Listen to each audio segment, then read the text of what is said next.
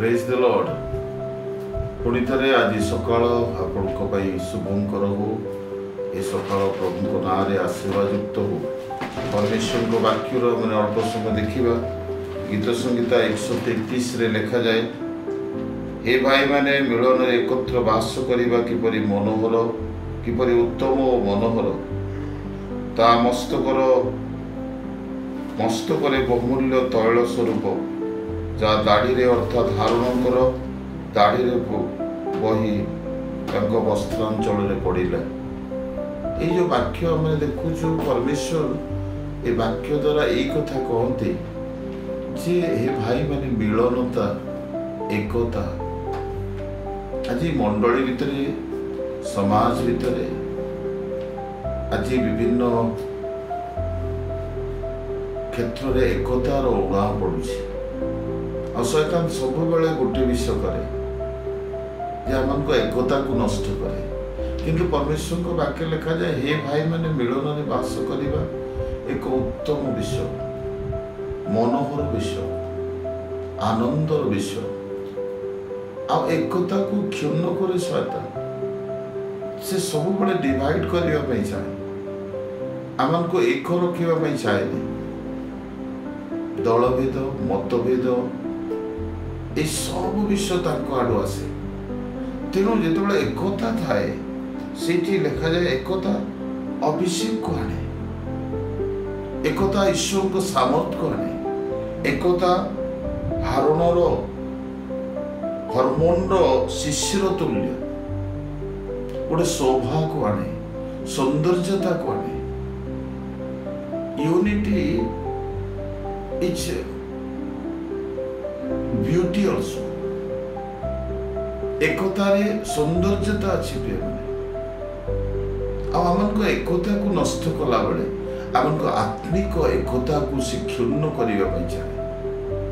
तेणु आप देखिए सीठी आशीर्वाद अच्छी, जो एकता अच्छी से आशीर्वाद अच्छी।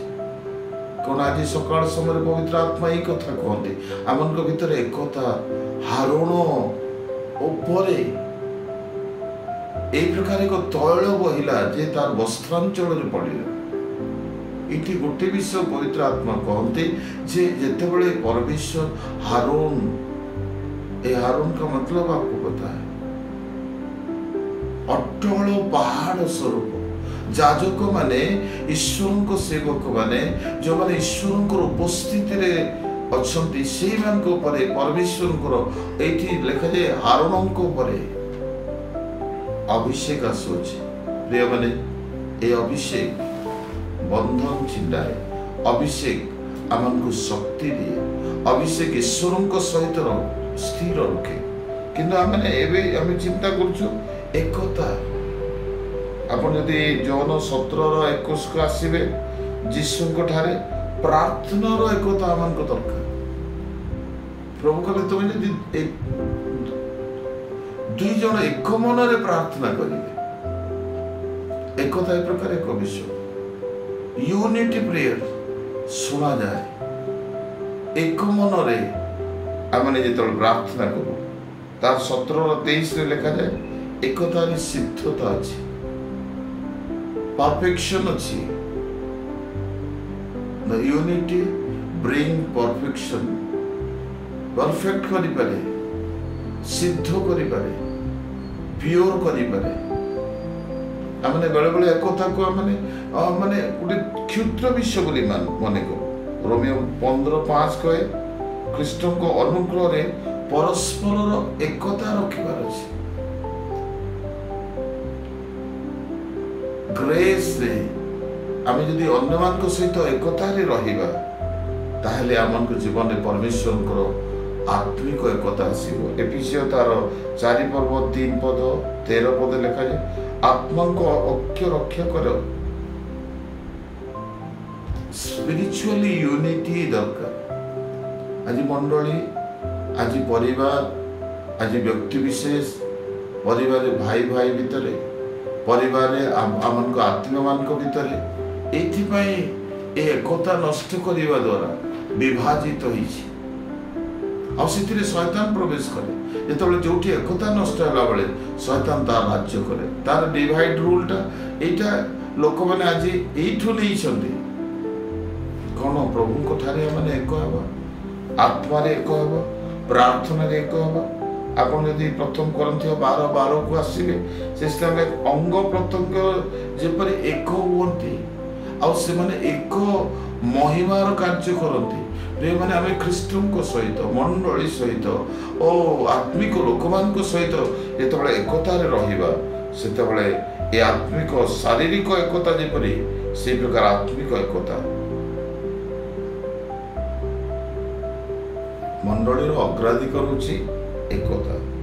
तेणु आपण जौन 17-21 को आम देखुलु प्रथम करंथी तार 11 पर्व 2 पदरु 16 पद लिखा जाइए आपण माने शारीरिक जेपरि एकता अच्छी। तेणु प्रभु कहते मन हृदय एक होगा प्रार्थना कर। आज आम यदि चिंता करूँ आमने जो भी एकतार नष्ट होइछि सीठी शैतान तार राजत्व विस्तार करछि। प्रिय मैंने आज सकाल समय पवित्र आत्मा ही कथा कहते आम फैमिली भितर आमर कार्य क्षेत्र में मंडली भितर समाज रे आम देश रे एक एकता आम जीवन आस शैतान आज डिवाइड कर सत कि आम आत्मिक एकतार उणा पड़ी प्रार्थना एक होबार उणा पड़ी। तेणु प्रभु कहले तुम्हें एक मन एक भाव बन्न एक चिंताधारा तुम्हें निज निज परस्पर को जोड़े जिते आपण एकता भितर आम देखु से स्थान में हारणकर उपर एक तैल झरिबा परमेश्वर ये जो अभिषेक आसवाई कौन प्रकार उणा हेबनी हरमोन शिशिर तुल्य एक शोभा देवे सियोनर पर्वत उपर क्षरे माने प्रभुंकर से गृह सियोन उपर ईश्वरंकर से झरिबा विषय शोभावान हेबा विषय को प्रभु देखे कारण सदा प्रभु सेठारे आशीर्वाद अनंत जीवन आज्ञा करेंगे से जो एकता अच्छी से कौन आज्ञा करेंगे आशीर्वाद को आज्ञा करेंगे आउ कौन आज्ञा करेंगे अनंत जीवन को आज्ञा करेंगे। प्रिय माने माने गोटे माने पारंपरिक रीति माने मंडली सहभागिता थी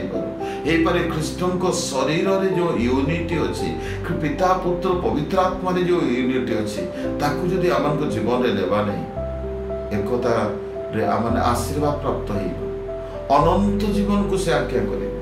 प्रिय माने आज प्रभु आमको अनुग्रह दियंतु जे माने एक तांको सहित तेणु जीशु कहले मु पिता एक आज ख्रीष्टन सहित एक आमने परस्पर सहित एकता रखा प्रभु आम को आशीर्वाद करंतु सब महिमा गौरव प्रभु नियंतु आसु आखि बंद करवा स्वर्गीय प्रभु प्रार्थना करुछु तुम स्वर्गीय अभिषेक और पूर्णता आस यीशु नाम आमेन।